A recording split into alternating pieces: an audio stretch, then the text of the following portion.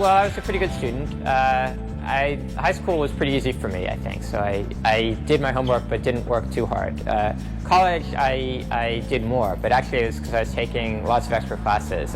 It was normal at Harvard to take 4 classes a term. Usually I took 5 classes, with auditing another 1 or 2. One term I took 6 classes. That was too many.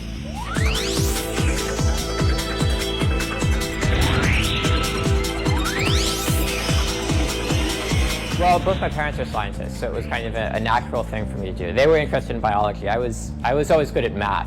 In 2nd grade, I took 3rd grade math. No, actually, it was 1st grade, I took 2nd grade math.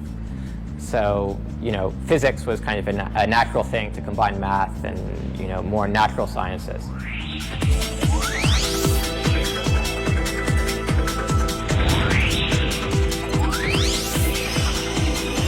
For me, science is a good source of puzzles to work on. I mean, it's just something fun to play with. It's, if you have a crossword puzzle or Sudoku or, one of the standard puzzles that you find, there's only one right answer. Everything else is wrong.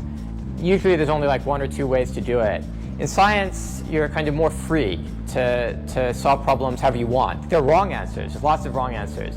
But usually there's not just one right answer. There's at a minimum, there's a couple of different ways of saying the same thing. And you get to kind of find your own way to express it and to figure out what the answer is. So it allows you to be creative at the same time as solving puzzles, and where there really is right and wrong. It's just not a unique right and wrong.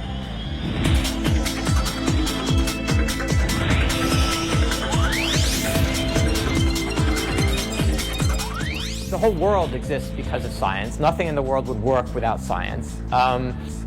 So, understanding science is really the only way to understand the way the world around us works. And I think that's fascinating, for one thing, and also very practical.